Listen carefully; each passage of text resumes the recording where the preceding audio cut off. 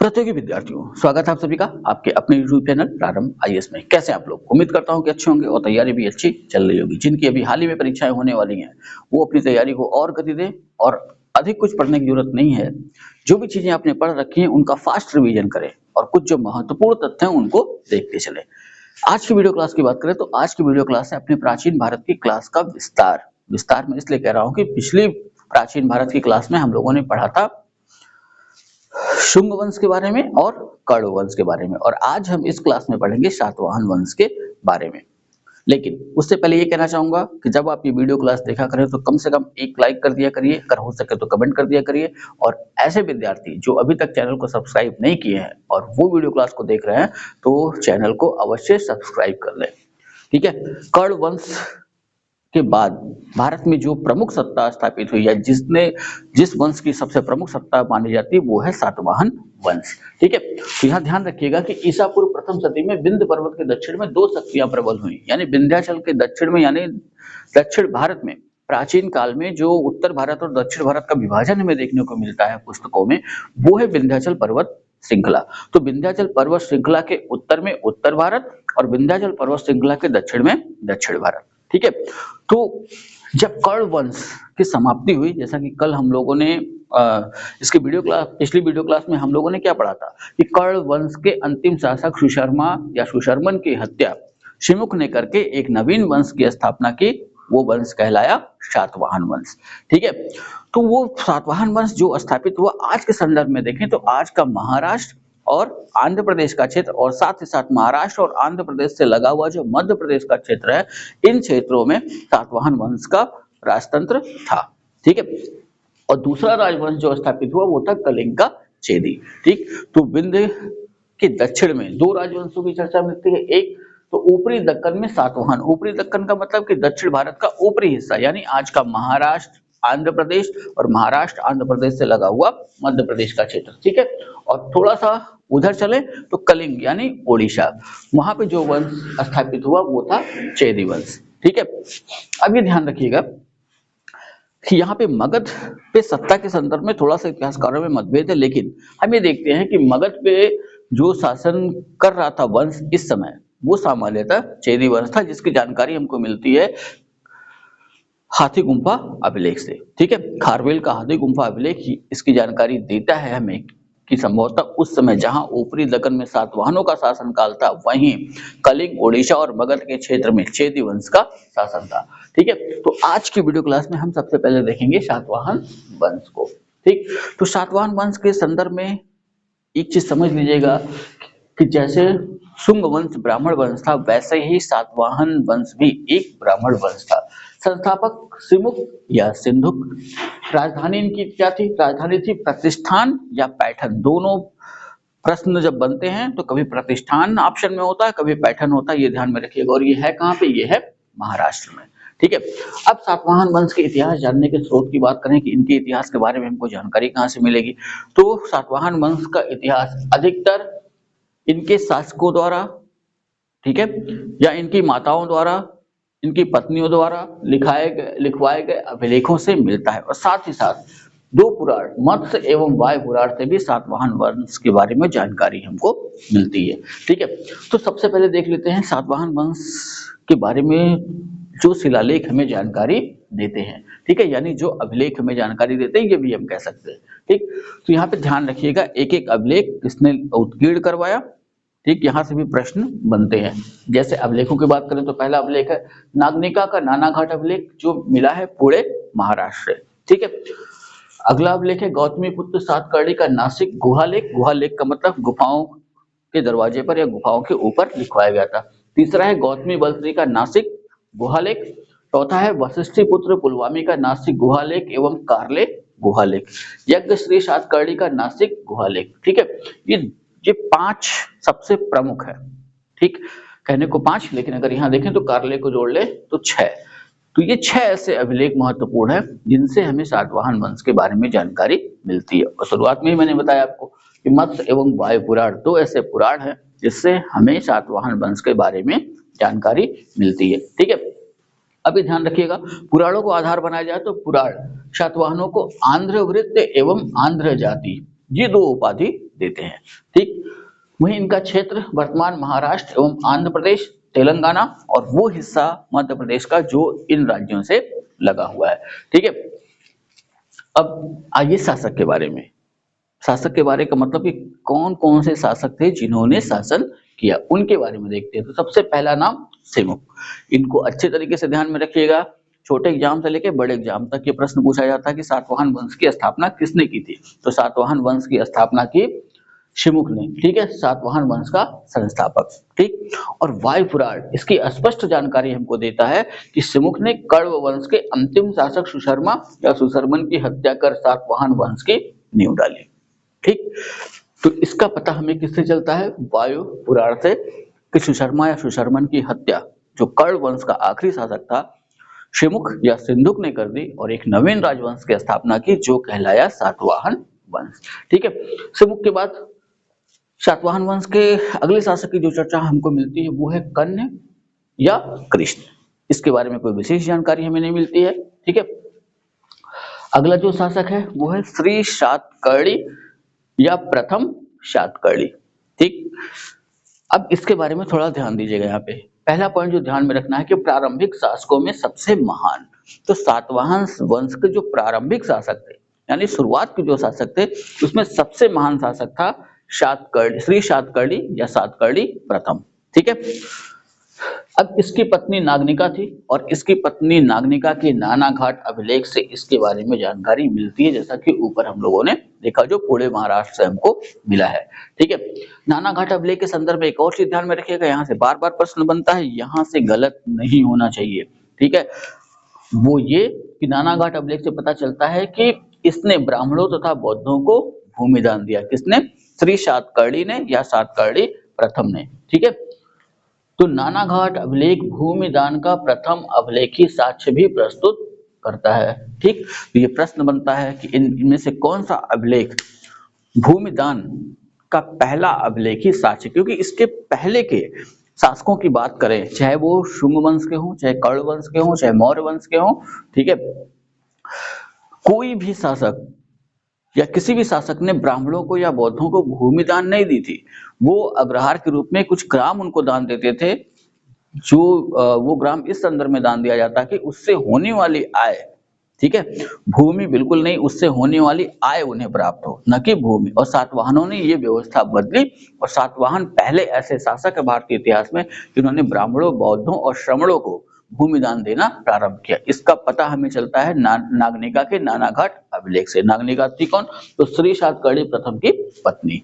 ठीक है, अब श्री सातकर्णी के संदर्भ में एक चीज और ध्यान में रखिएगा, इसने 2 अश्वमेध यज्ञ किए और राजसूय यज्ञ भी करवाया। ठीक है, तो पुष्यमित्र शुंग वाले में भी हमने देखा था कि उसके राज्यपाल धनदेव के अयोध्या लेख से हमें पता चलता है कि उसने 2 अश्वमेध यज्ञ किए थे। और यहाँ श्री सातकर्णी के बारे में हमें पता चलता है नागनिका के नानाघाट अभिलेख से ही कि उसने 2 अश्वमेध यज्ञों का संपादन करवाया था, साथ ही साथ राजसूय यज्ञ भी इसने करवाया था। ठीक है, राजधानी, श्री सातकर्णी की राजधानी की बात करें तो इसकी राजधानी थी प्रतिष्ठान। और यहाँ पे जो संदर्भित है वो और ध्यान में रखिएगा कि ये कलिंग नरेश खारवेल का समकालीन था। तो कलिंग नरेश खारवेल का ये समकालीन था, इसी वजह से इतिहासकार ये मानते हैं या हाथी गुम्फा अभिलेख से हमें ये सूचना मिलती है कि जिस समय ऊपरी दक्कन में सातवाहनों का शासन अच्छे तरीके से चल रहा था, यानी कि सातवाहन अपने आप को प्रतिष्ठापित कर रहे थे, ठीक उसी समय कलिंग और मगध के क्षेत्र में खारवेल अपनी सत्ता स्थापित कर चुका था। ठीक है, अब इसकी उपाधि, तो यहाँ से प्रश्न बार बार बने हैं।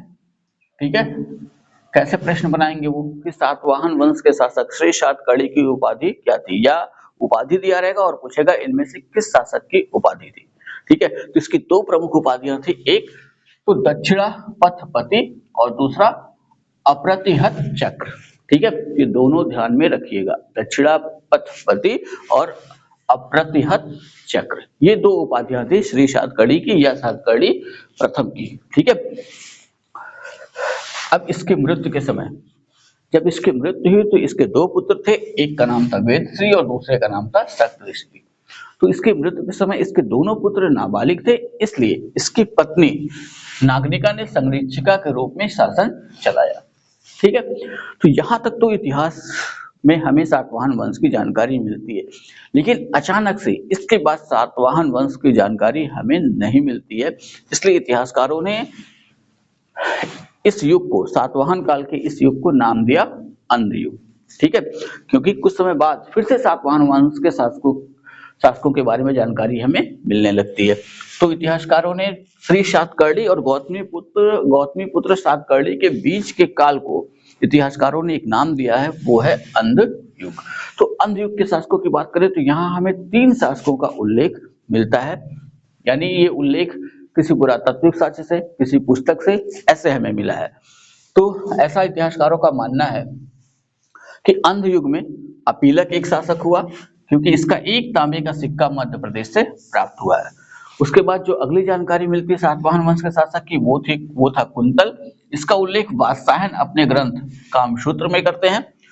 और जो अंध युग का सबसे प्रभावशाली शासक था वो हाल माना जाता है। ठीक है, इसने गाथा सप्तशती नामक मुक्तक काव्य ग्रंथ प्राकृत भाषा में लिखा था।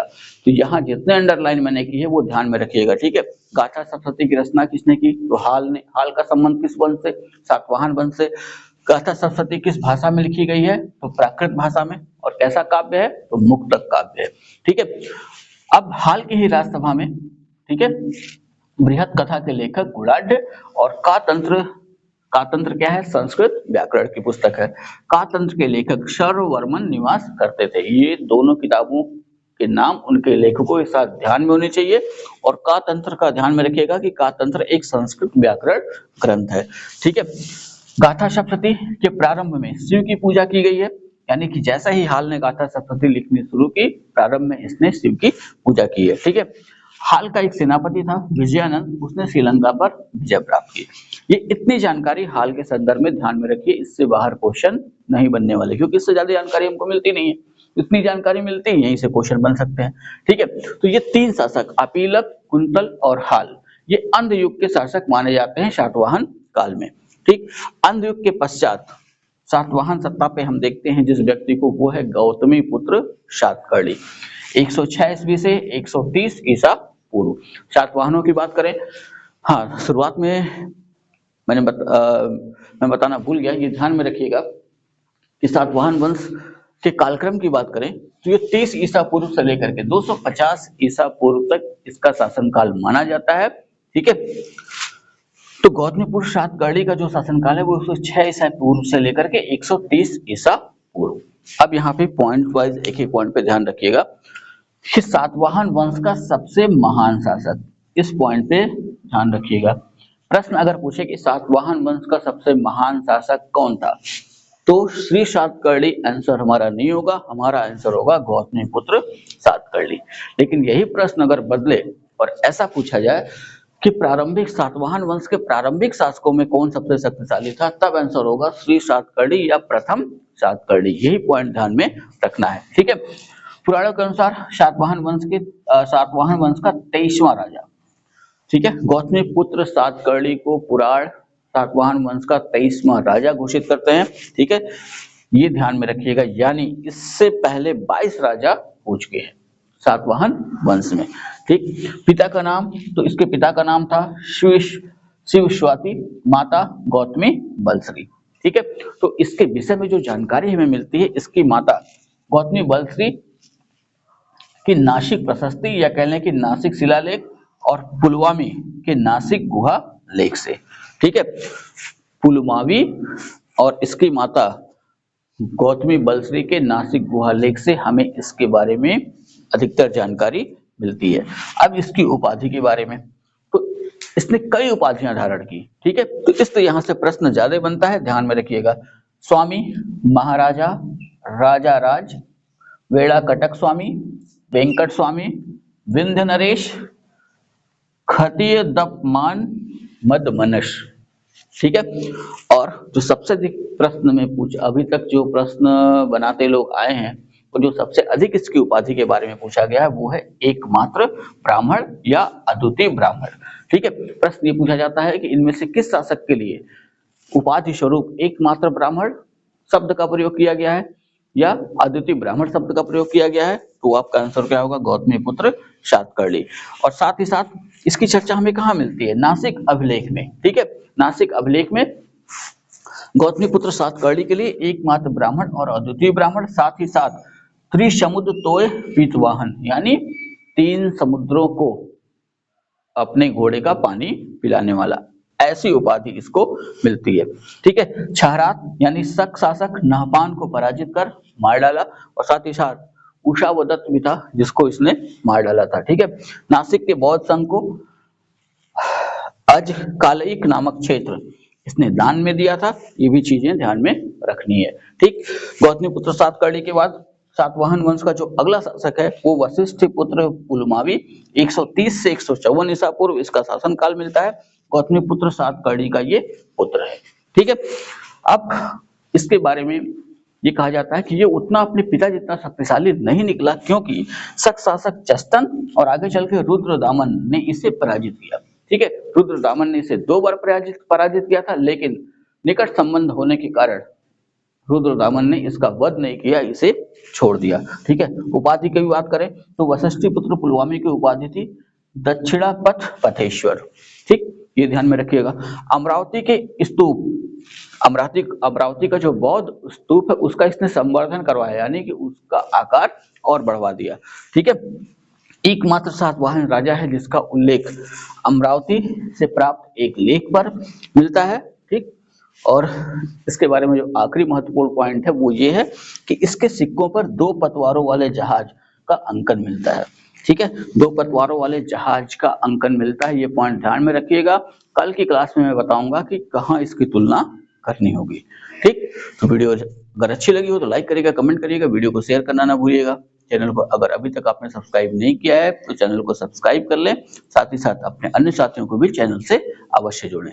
इतना तैयार करिए, महत्वपूर्ण चीजों की नोट्स बनाइए। कल की क्लास इसके आगे की क्लास होगी, और साथ ही साथ कल एसएससी जीडी वालों के लिए कुछ क्वेश्चन मैं लेके आऊंगा, 1-2 क्लास उनके लिए होगी, और परीक्षा में जाने से पहले जिनका पेपर 5, 6, 7 को है वो अवश्य देख के जाएं। और डेली जैसा पेपर आएगा उस अनुरूप कुछ क्वेश्चन मैं आपको बताते चलूंगा, जिनका पेपर उसके आगे होगा वो उस वीडियो क्लास को अवश्य देख करके जाएं। इतना तैयार करिए, मिलेंगे नेक्स्ट वीडियो में, तब तक के लिए जय हिंद।